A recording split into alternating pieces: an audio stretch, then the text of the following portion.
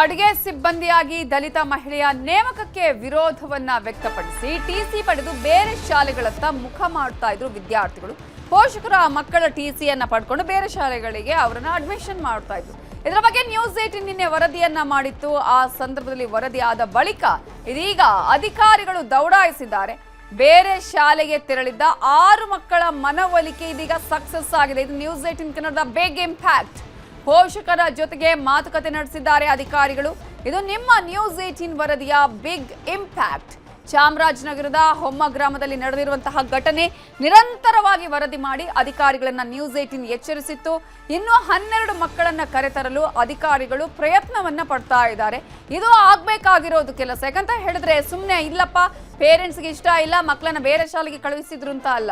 ಯಾಕೆ ಸಮಸ್ಯೆ, ಏನಾಯ್ತು, ಅಲ್ಲಿ ಯಾವ ಕಾರಣಕ್ಕಾಗಿ ಮಕ್ಕಳು ಶಾಲೆಗೆ ಬರ್ತಾ ಇಲ್ಲ, ಪೇರೆಂಟ್ಸ್ ಟಿಸಿ ತಗೊಂಡು ಹೋಗ್ತಿದ್ದಾರೆ ಅನ್ನೋದನ್ನ ತಿಳ್ಕೊಂಡು ಸಮಸ್ಯೆ ಬಗೆಹರಿಸುವ ಕೆಲಸವನ್ನ ಅಧಿಕಾರಿಗಳು ಮಾಡಬೇಕಾಗಿತ್ತು. ಆದ್ರೆ ನ್ಯೂಸ್ 18 ಕನ್ನಡ ಇದನ್ನ ಹೇಳಿ ಬಿತ್ತರಿಸಿ ಆಮೇಲೆ ಸುದ್ದಿಯನ್ನ ಪ್ರಸಾರ ಮಾಡಿ ಅಧಿಕಾರಿಗಳ ಗಮನಕ್ಕೆ ತಂದ ಮೇಲೆ ಇದೀಗ ಅಲ್ಲಿ ಪೇರೆಂಟ್ಸ್ ಜೊತೆ ಸಭೆಯನ್ನ ಮಾಡಿದ್ದಾರೆ.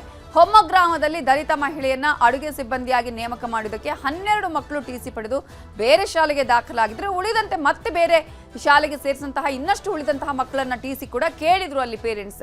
ಈ ಕುರಿತಂತೆ ನ್ಯೂಸ್ 18 ವಿಸ್ತೃತವಾಗಿ ವರದಿ ಮಾಡಿತ್ತು. ಇದೀಗ ಈ ವರದಿ ಸಂಚಲನವನ್ನೇ ಸೃಷ್ಟಿಸಿದ್ದು ಇವತ್ತು ಅಧಿಕಾರಿಗಳ ತಂಡವೇ ಶಾಲೆಗೆ ದೌಡಾಯಿಸಿದೆ. ಮುಖ್ಯ ಶಿಕ್ಷಕರಿಂದ ಘಟನೆ ಬಗ್ಗೆ ಮಾಹಿತಿ ಪಡೆದುಕೊಂಡು ಶಾಲೆಯಲ್ಲಿ ಪೇರೆಂಟ್ಸ್ ಜೊತೆ ಸಭೆಯನ್ನ ಕೂಡ ಮಾಡಿದ್ದಾರೆ. ಈ ಶಾಲೆ ಕಳೆದ ವರ್ಷದಲ್ಲಿ 22 ಮಕ್ಕಳನ್ನು ಹೊಂದಿತ್ತು. ಬಹುಶಃ ಇವತ್ತು ನಾನು ಈಗ ಪ್ರೆಸೆಂಟ್ SITS ಅಲ್ಲಿ ನಾನು ಚೆಕ್ ಮಾಡಿದಾಗ 5 ಮಕ್ಕಳು ಮಾತ್ರ ಶಾಲೆಯಲ್ಲಿದ್ದಾರೆ. ಉಳಿದ ಮಕ್ಕಳು ಬೇರೆ ಬೇರೆ ಶಾಲೆಗೆ ದಾಖಲಾಗಿ ಅಲ್ಲಿಂದ ನಮಗೆ TCಯನ್ನು ಕಳಿಸ್ಕೊಡಿ ಅಂತ ಹೇಳಿ ಕೇಳಿದ್ದಾರೆ. ಬಹುಶಃ ನಾವು ಇವತ್ತು ಏನಾಗಿದೆ ಯಾಕೆ ಈ ಥರ ಅಂತ ಹೇಳಿದಾಗ ಅವರು ಪೇರೆಂಟ್ಸ್ ಕೊಡೋ ಉತ್ತರ ಏನಪ್ಪ ಅಂತ ಹೇಳಿದ್ರೆ, ನಮ್ಮ ಮಕ್ಕಳು ಏನು ಕಲಿಬೇಕಾಯಿತೋ ಅದನ್ನು ಈ ಶಾಲೆಯಲ್ಲಿ ಕಲಿಸ್ತಾ ಇಲ್ಲ ಶಿಕ್ಷಕರು, ಅದಕ್ಕೆ ನಾವು ಶಾಲೆಯನ್ನು ಬದಲಾವಣೆ ಮಾಡ್ತಾ ಇದ್ದೀವಿ ಅಂತ ಹೇಳ್ತಾ ಇದ್ದಾರೆ. ಬಹುಶಃ ಅದಕ್ಕೆ ಬೇರೆ ರೂಪ ಇದೆ ಅಂತಕ್ಕಂಥದ್ದು ಆಂತರಿಕವಾದಂಥ ವಿಚಾರ ಇದೆ. ಸೊ ನಾನು ಸಹ ಈಗಾಗಲೇ ಪೋಷಕರಲ್ಲಿ ಮನವಿ ಮಾಡಿದ್ದೀನಿ ಮತ್ತು ನಮ್ಮ ಇಲಾಖೆಯ ಅಧಿಕಾರಿಗಳಿಗೂ ನಾನು ಸೂಚನೆ ಕೊಟ್ಟಿದ್ದೀನಿ. ಯಾರು ಹಿಂದೆ ಹೊಮ್ಮ ಶಾಲೆಯಲ್ಲಿ ಓದ್ತಾ ಇದ್ರೋ ಬೇರೆ ಬೇರೆ ಕಾರಣಗಳಿಗೆ ಬೇರೆ ಗ್ರಾಮಗಳಿಗೆ ಹೋಗಿದ್ದಾರೆ, ಅದೇ ಗ್ರಾಮದಿಂದ ಪುನಃ ಹೊಮ್ಮ ಶಾಲೆಗೆ ತಾವು ಬರಬೇಕು. ತಾವು ಏನು ಮಕ್ಕಳು ಕಲ್ತಿಲ್ಲ ಅಂತ ಹೇಳ್ತಾ ಇದ್ದರೆ ಆ ಕಲಿಕೆಗೆ ಸಂಬಂಧಪಟ್ಟಂಥ ಶಿಕ್ಷಕರನ್ನು ಅಗತ್ಯವಾಗಿ ನಾನು ಕೂಡಲೇ ನೇಮಕ ಮಾಡಿ ಆ ಶಾಲೆಯನ್ನು ಉತ್ತುಂಗ ಶಿಖರಕ್ಕೆ ಹೋಗಲಿಕ್ಕೆ ನಾನು ಕ್ರಮ ವಹಿಸ್ತೀನಿ ಅಂತ ಹೇಳಲಿಕ್ಕೆ ನಾನು ಇಚ್ಛೆ. ಬಟ್ ಅಡಿಗೆದವರು ಮತ್ತು ಗ್ರಾಮದವರು ಎಲ್ಲರದು ಸ್ವಲ್ಪ ಬೇರೆ ಬೇರೆ ಮಾಹಿತಿ ಬರ್ತಾಯಿದೆ, ಕಾನ್ಫ್ಲಿಕ್ಟ್ ಬರ್ತಾಯಿದೆ. ಅದಕ್ಕೆ ನಾವು ಒಂದು ಇನ್ಸ್ಪೆಕ್ಷನ್ ಟೀಮ್ ಮಾಡ್ತೀವಿ, ಇನ್ಕ್ವೈರಿ ಮಾಡ್ಕೊಂಡು ನಮಗೆ ಕೊಡ್ತಾರೆ. ಅಂದರೆ ಇದು ನಿಜ ಇದೆಯಾ ತಪ್ಪಿದೆ ಅದನ್ನು ಕೇಳ್ಕೊಳ್ತೀವಿ, ನಾವು ವೆರಿಫೈ ಮಾಡಿಸ್ತೀವಿ. ಬಟ್ ಇವಾಗ 2 ಥರ ಮಾಹಿತಿ ಬರ್ತಾಯಿದೆ. ಟೀಚರ್ ಕ್ವಾಲಿಟಿಯಿಂದ TC ತೊಗೊಂಡು ಹಾಕಿ ಬೇರೆ ಕಡೆ ಹೋಗ್ತಾ ಇದ್ದಾರೆ ಮತ್ತು ಅಡಿಗೆದವರಿಂದ ಕೂಡ ಇದು ಕಷ್ಟ ಆಗ್ತಾಯಿದೆ ಹಿಂಗೆ ಹೇಳ್ತಾ ಇದ್ದಾರೆ. ಸೊ ಇವಾಗ ನಾವು ಮೀಟಿಂಗ್ ಕೂಡ ಮಾಡಿದ್ದೀವಿ, ಬೇರೆ ಟೀಚರ್ಗೆ ಹಾಕ್ಕೊಳ್ತೇವೆ. ಒಳ್ಳೆಯ ಟೀಚರ್ ಯಾರಿದ್ದಾರೆ ಅವರಿಗೆ ಹಾಕಿಸ್ತಾ ಇದ್ದೀವಿ ಮತ್ತು ಟೀಚರ್ಸ್ ಹಳೆಯ ಟೀಚರ್ಸ್ ಯಾರಿದ್ರು ಅವರ ಮೇಲೆ ಕೂಡ ಆ್ಯಕ್ಷನ್ ಮಾಡ್ತೇವೆ. ಅವರಿಗೆ ಕೂಡ ನಾವು ಬಿಡಲ್ಲ, ಬೇರೆ ಕಡೆ ಹೋದರೆ ಅಲ್ಲಿ ಕೂಡ ನಮಗೆ ಕಷ್ಟ ಆಗುತ್ತೆ. ಅದಕ್ಕೆ ಈ ಟೀಚರ್ ಮೇಲೆ ಕೂಡ ನಾವು ಆ್ಯಕ್ಷನ್ ತೊಗೊಳ್ತೀವಿ. ಇವರಿಗೆ ಜಾಯಿನ್ ಆಗ್ತಾ ಇದ್ದಾರೆ. ಸೊ ನಿನ್ನೆ ನಾವು ಕೂಡ ಮೀಟಿಂಗಲ್ಲಿ ಎಲ್ಲ ರಿಕ್ವೆಸ್ಟ್ ಮಾಡಿದ್ದೀವಿ, ಎಲ್ಲ ಗ್ರಾಮಸ್ಥರಿಗೆ ಕೂಡ ಹೇಳಿದ್ದೀವಿ. ಅವರೇ ಕನ್ವಿನ್ಸ್ ಮಾಡ್ಕೊಂಡು ಇಲ್ಲಿ ಬರ್ತಾರೆ ಮಕ್ಕಳು. ಮತ್ತು ಇಲ್ಲೇ ನಾವು HMಗೆ ಕೂಡ ಹೇಳಿದ್ದೀವಿ, ಇಲ್ಲಿಗೆ ನೀವು ಊಟ ಮಾಡಬೇಕು, ಕ್ವಾಲಿಟಿದು ಏನಾದರೂ ಸಮಸ್ಯೆ ಇದ್ದರೆ ಕೂಡ ನಮಗೆ ಡೈಲಿ ಹೇಳಬೇಕು. CRC BRC ಇಲ್ಲಿ ಬರ್ತಾರೆ, ಡೈಲಿನೇ ಇಲ್ಲಿ ಬರ್ತಾರೆ, ನಮಗೆ ಡೈಲಿ ಅಪ್ಡೇಟ್ ಮಾಡ್ತಾರೆ. ಏನು ನಡೀತಾ ಇದೆ ನಮಗೆ ಡೈಲಿ ರಿಪೋರ್ಟ್ ಬೇಕು. BOಗೆ ವೀಕ್ಲಿ ರಿಪೋರ್ಟ್ ಕೊಡೋಕ್ಕೆ ಹೇಳಿದ್ದೀವಿ. ಏನಾದರೂ ತಪ್ಪಾಗಿದ್ದರೆ definitely we will take an action. ಆದರೆ ಯಾಕೆ ಊಟ ಮಾಡ್ತಾ ಇರಲಿಲ್ಲ ಅನ್ನೋಂಥದ್ರ ಬಗ್ಗೆ ಕೂಲಂಕುಷವಾಗಿ ನಾವು ಪರಿಶೀಲನೆಯನ್ನು ಮಾಡ್ತೇವೆ.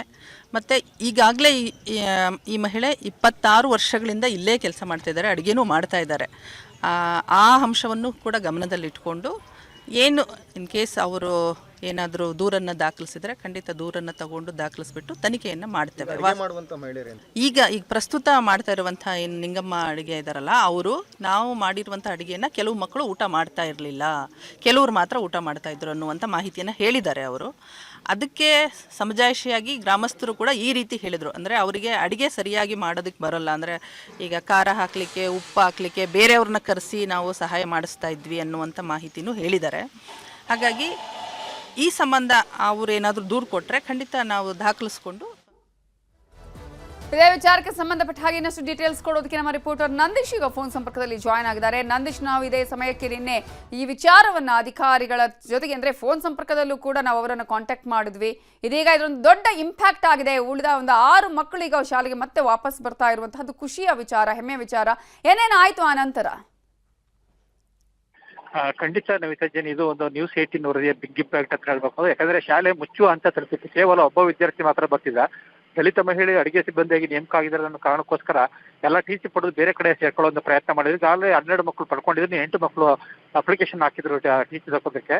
ಈ ಹಿನ್ನೆಲೆಯಲ್ಲಿ ಅವ್ರು ನಿನ್ನೆ ವರದಿ ಮಾಡಿದ ತಕ್ಷಣ ಇವತ್ತು ಇಡೀ ಜಿಲ್ಲಾಡಳಿತ ಅಂದ್ರೆ ಪ್ರಭಾರ ಡಿ.ಸಿ ಮತ್ತೆ ಜಿಲ್ಲಾ ಪಂಚಾಯತ್ ಸಿಇಒ ಮತ್ತೆ SP ಮತ್ತು ಶಿಕ್ಷಣ ಇಲಾಖೆ ಅಧಿಕಾರಿಗಳು, ಅಕ್ಷರದಾಸಗಳು ಎಲ್ಲ ಭೇಟಿ ಕೊಟ್ಟು ಗ್ರಾಮಸ್ಥರೊಡನೆ ಒಂದು ಸಭೆ ನಡೆಸಿದ್ರು. ಇಲ್ಲಿ ಗ್ರಾಮಸ್ಥರು ಹೇಳೋದನ್ನ ನಾವು ಯಾವುದೇ ಕಾರಣಕ್ಕೂ ದಲಿತ ಮಹಿಳೆಯನ್ನ ಕಾರಣಕ್ಕೆ ಮಾಡಿರಲಿಲ್ಲ, ಇಲ್ಲಿ ಟೀಚರ್ ಸರಿ ಇರಲಿಲ್ಲ, ಹಂಗಾಗಿ ನಾವು ಬೇರೆ ಕಡೆ ಹೋಗೋಣ ಸಮಜಾಯಿಷಿ ಮಾಡಿಕೊಟ್ರು. ಆದ್ರೆ ಆ ಅಡಿಗೆ ಸಿಬ್ಬಂದಿ ಏನಿದ್ದಾರೆ ಆ ಅಮ್ಮ ಒಂದು ಸರಿಯಾದ ಒಂದು ಮಾಹಿತಿ ಕೊಟ್ಟರು. ನಾನು ಅಡಿಗೆ ಮಾಡಕ್ ಶುರು ಮಾಡಿದ್ಮೇಲೆ ಯಾರು ಸಹ ಇಲ್ಲಿ ಊಟ ಮಾಡ್ತಿರ್ಲಿಲ್ಲ ಮಕ್ಕಳು, ಕೇವಲ 5-6 ಜನ ಮಾತ್ರ ಮಾಡ್ತಿದ್ರು, ಉಳಿದವರೆಲ್ಲ ಮನೆಗೆ ಹೋಗ್ತಾ ಇದ್ರು. ಈ ವರ್ಷ ಮಾತ್ರ ಎಲ್ಲರೂ ಟಿ.ಸಿ ತಗೊಂಡು ಹೋದ್ರು ಅಂತ ನಿಜವಾದ ಅಂಶವನ್ನು ಬಾಯ್ಬಿಟ್ರು. ಹಾಗಾಗಿ ಗ್ರಾಮಸ್ಥರನ್ನ 2 ಕಡೆ ಎಲ್ಲರನ್ನು ಸೇರಿಸಿ, ದಲಿತ ಮುಖಂಡರು ಮತ್ತು ಮೇಲ್ವರ್ಗದ ಮುಖಂಡರು ಎಲ್ಲರನ್ನು ಸೇರಿಸಿ ಒಂದು ಸಭೆ ನಡೆಸಿ ಮಕ್ಕಳನ್ನ ವಾಪಸ್ ತರಬೇಕು. ಯಾಕಂದ್ರೆ ಈ ಒಂದು 99 ವರ್ಷ ಆಗಿದೆ ಈ ಶಾಲೆಗೆ, ಇನ್ನೊಂದು ವರ್ಷ ಕಂಡ್ರೆ ಶತಮಾನ ಕಾಣುತ್ತೆ. ಹಾಗಾಗಿ ಈ ಶಾಲೆಯನ್ನು ಮುಚ್ಚಬಾರದು ಅನ್ನೋ ಕಾರಣಕ್ಕೋಸ್ಕರ ಎಲ್ಲರೂ ಕೈ ಜೋಡಿಸ್ಬೇಕು, ಆ ಮಕ್ಕಳನ್ನ ಕರ್ತರ್ಬೇಕು ಅಂತ ಹೇಳಿ ಈಗ ಒಪ್ಕೊಂಡಿದ್ದಾರೆ. ಈಗಾಗಲೇ ಇವತ್ತು 8 ಜನ ಮಕ್ಕಳನ್ನ ಶಾಲೆಗೆ ಕರ್ತಂದು ಸೇರಿಸಿದ್ದಾರೆ. ಮತ್ತು ನಾಳೆಯಿಂದ ಉಳಿದ ಮಕ್ಕಳನ್ನು ಸಹ BO ಮತ್ತು CRC ಮತ್ತು ಬೇರೆ ಬೇರೆ ಅಧಿಕಾರಿಗಳು ಹೋಗಿ ಮಕ್ಕಳನ್ನ ಕರ್ಕೊಂಡ್ಬಂದು ಸೇರಿಸುವಂತದ್ದು, ಮತ್ತೆ ಏನ್ ಬೇರೆ ಕಡೆ ಟಿ.ಸಿ ತಗೊಂಡಿದ್ದಾರೆ ಅವನ್ನೆಲ್ಲ ವಾಪಸ್ ತಂದು ಈ ಶಾಲೆಯನ್ನ ಉಳಿಸ್ಕೊಳ್ಳುವಂತ ಪ್ರಯತ್ನ ಮಾಡಲಾಗುವುದು ಅಂತ ಈಗಾಗಲೇ ಅಧಿಕಾರಿಗಳು ತಿಳಿಸಿದ್ದಾರೆ. ಮತ್ತೆ ಆ ರೀತಿ ಸಹ ಇವತ್ತಿನ 8 ಮಕ್ಕಳು ಬಂದಿದ್ದಾರೆ. ನಿಜಕ್ಕೂ ಒಂದು ಈ ಶಾಲೆ ಉಳಿಯುವ